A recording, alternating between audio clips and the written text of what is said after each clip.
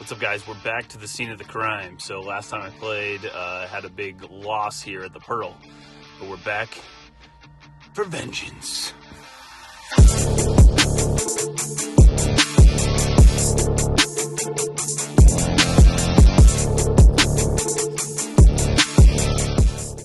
Welcome back, all 870 of you fellow poker junkies, to a jam-packed episode. This has got all kinds of good stuff in it. Let's get right to the table and get started. I buy in for 1K and take my seat in what turns out to be a pretty fun group for the night. I pick up pocket tens for my first real hand. Under the gun, min raises to $10. Middle position, re-raises to 30.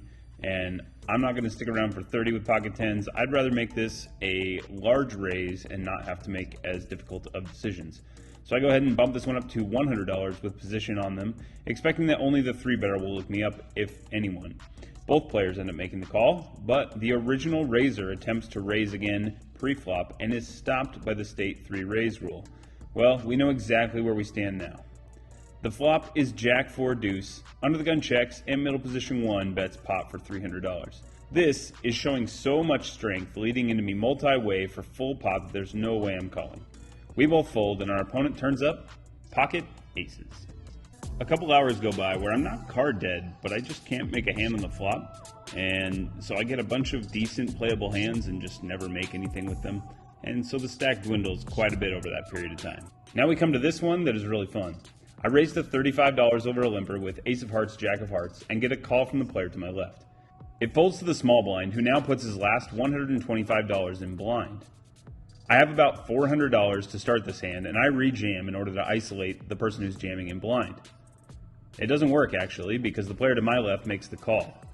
He covers me, and we are now battling for a side pot on top of the main. Here's what happened. I'm not. You guys want him up or down? I have no idea. Oh, up. But I have. Up? All right, let's Put do in it. 3 red and two white. I like to see on my river. Let's watch this 3 run and out. 125. No. Oh, Okay. yeah. Raj, you're right Oh, here man. into the main. Okay. I don't like to There look you at go. There you got that. on Okay. the river. I just need one. Spicy. Okay. 9 is there? Shoot. Wow. Okay. Side pot. bet you Raj Pair wins. fives. Side pot. Oh, I'll take that. Okay, I let's like see it the better. mystery I'll like it cards. better. Oh my! Now, after losing for several hours, I'm sitting with only about $600 left in my stack and $100 left to add on in my wallet. I get the 10 of clubs, 8 of clubs, and the hijack and raise to $35 over a limper because the table's been sticky and I'd prefer not to play a big multi-weight pot. I guess that my price wasn't high enough as we end up going 4 ways to a flop of queen of hearts, 4 of clubs, 2 of clubs. The action checks to me, and I'm going to check this one back since it's unlikely that I'll be able to fold out 3 opponents, and I would like to see more cards to try and hit the flush. After bleeding chips for as long as I have, the turn 6 of clubs is like seeing a double rainbow. Too much. That's what it means. If you're not as old as I am and that doesn't make sense to you, I'll link the original video down in the description. Make sure you watch it. You'll thank me later. The small blind now leads the turn for $65. The big blind folds, and the pre-flop limper makes the call. Action is on me, and I'm going to raise this one up. I think that we can get value from plenty of hands here, and I don't want to allow a worse hand with a better club to get there on the river for the current price. I raise to $250. The small blind thinks for a while, and then makes it $550, basically putting me all in. Mathematically, I'm probably supposed to call. That said, my hand is basically face up here, and he is still choosing to raise into me and another opponent that has already decided to call in his first bet. I just don't think this is ever a bluff. I think that I'm going to see the nut flush so often when he does this that I just don't think I can make the call. I tank for a while and ultimately decide to fold. Mentally, I'm close to breaking and just throwing the chips in out of defeat, but I'm going to choose to keep my composure and fight for a better spot to get some money in. After I fold, the small blind throws out the 6 of hearts. He later told me that he had the ace of clubs to go with it and decided to use that knowledge to put me to the test. I'm really surprised that this wasn't value. If you want to hear more analysis on this hand, my friend Tom and I discussed this and break it down on the 2nd episode of Tater Talks. I'll link that in the description as well. Now we look down at pocket kings. I love looking down at pocket kings. What's that? You like looking down at pocket kings? Whoa! And this is it. If I lose, I'm done for the night. And I'm down 2,000. We joined this one just slightly late as I was figuring out my add-on before I got the camera rolling. So under the gun raised to 15, I re-raised to $65 because the table's been making huge calls with wimpy holdings, and I might as well charge the higher end of what they're willing to pay. The player to my left has been about as active as I've seen in my time playing and has now moved all in for $329 over my raise. The button decides to call cold with the stake cap rule in effect, so there's no additional raising available. I can only call. I make the call. We go 3 ways to ace 5-5. The side pot checks through. The turn is a 6, adding the flush, and we both check again. The river's the 8 of clubs. I don't think I can get a call at anything worse, and I don't even think I'm going to be good here that often. So I'm just going to check, and I'll let you listen to what the dealer has to say as he calls out the hands. Oh, 9 balls. Check. Queens and 5s. Kings and 5s. Just roll over that ace 4 suited, please, one time. Deuces. If that would have, Okay, the night isn't over. We have some chips, and we're dragging a nice pot. And now we're scooping a $1,200 pot. Man, I love scooping a $1,200 pot. What's that? You like scooping a $1,200 pot? Next, you're going to tell me you like pizza. Come on. Get out of here. You like kings and $1,200 pots and pizza? What?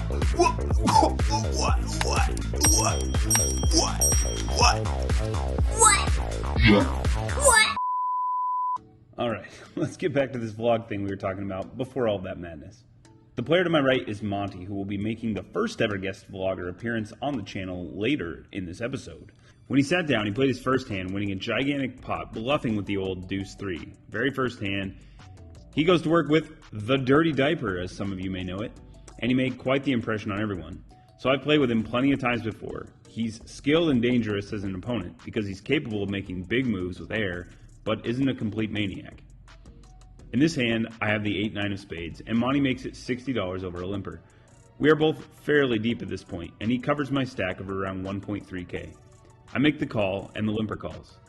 We go 3 ways to ace of spades, deuce of diamonds, queen of spades. Monty down bets this flop with a quarter sizing for $45. I make the call with the flush draw, and the limper calls as well.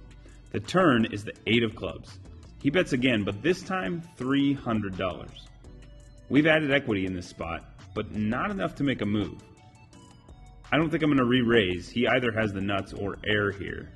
So I think calling is fine, assuming that he's going to shut down with most of his bluffs and not continue, and if we don't improve, we may have to let it go if he blasts again. We are likely still behind at this point, but he's capable of doing this with some draws, even though we're blocking a substantial number of them. We can improve on 14 cards, but with the bet size, I would not be willing to make this call against any opponent. I need a player who will bluff at a high frequency for me to take the call here. I think that this spot is one where we can make the call, but again, I won't do this often. The river is the 4 of spades. A cutting! Monty now checks. I bet $300. And he shows me this. Okay, hold on. Thank you for not beating me with that this time. If that river comes though, like, am I good? I had the 8. So I was good. Oh, well. I was ahead of you with the flush redraw. I was ripping river if a spade doesn't count.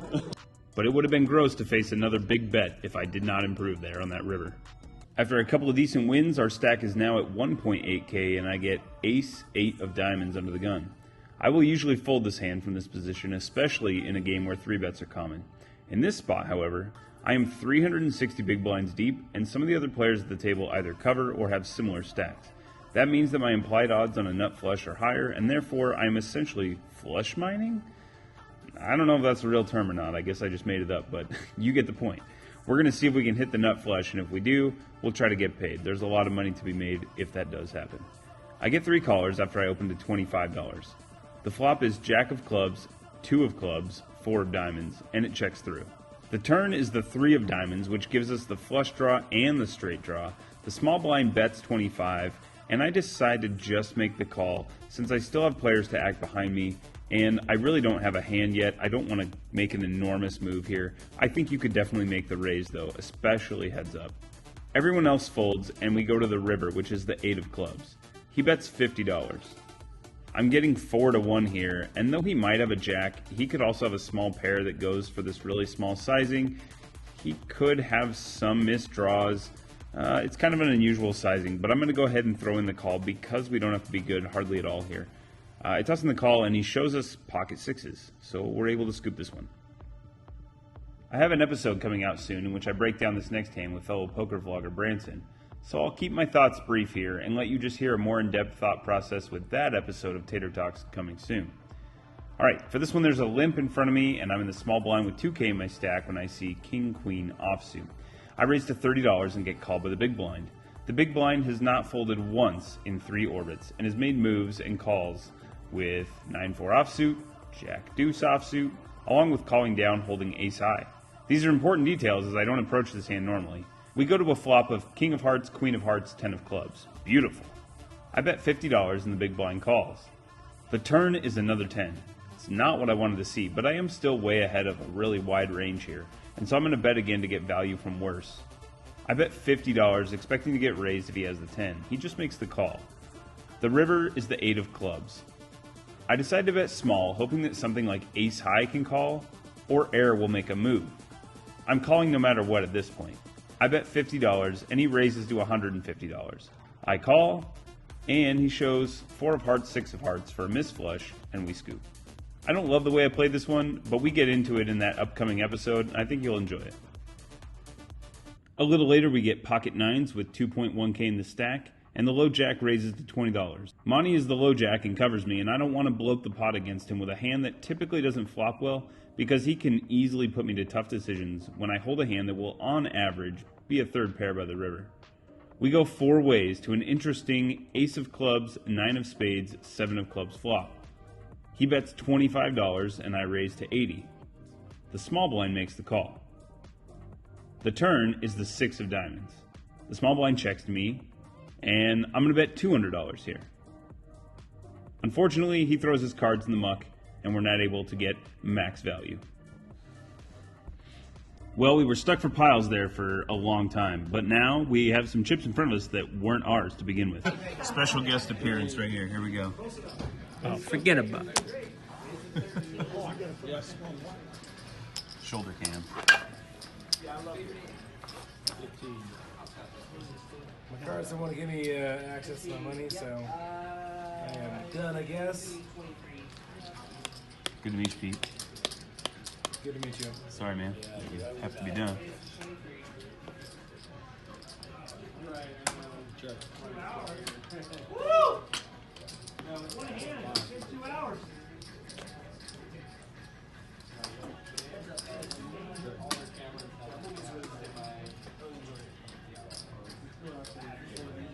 $125.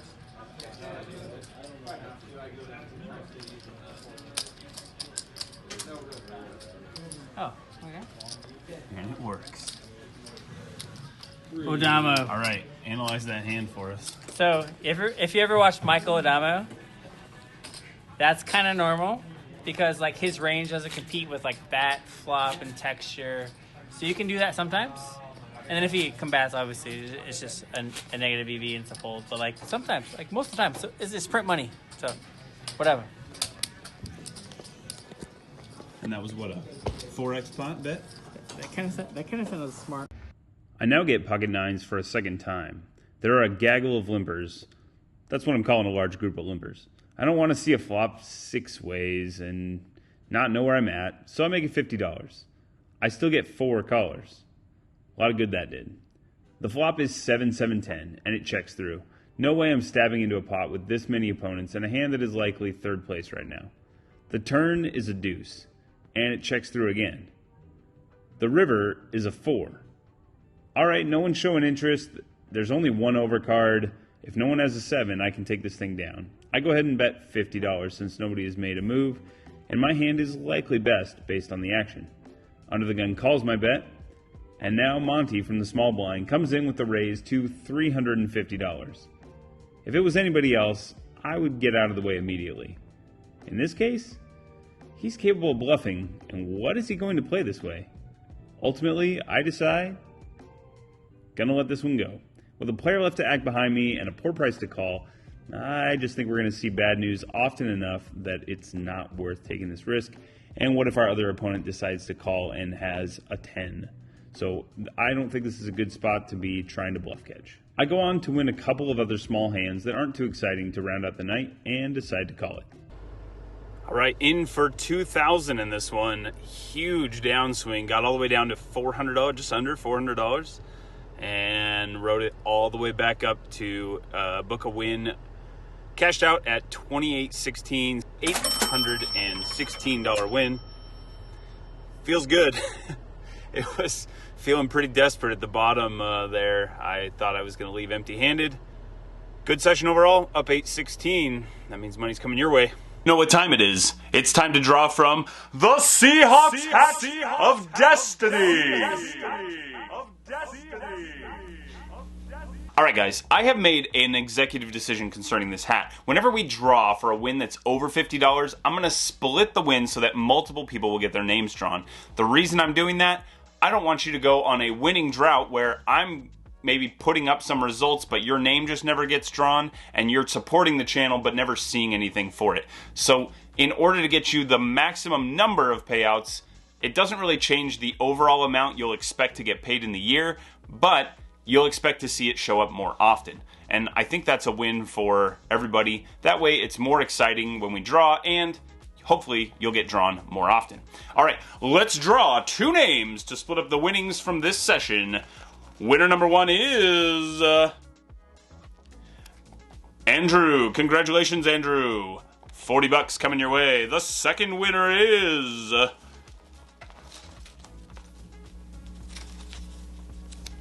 J9. J9, you've got $40 coming your way as well.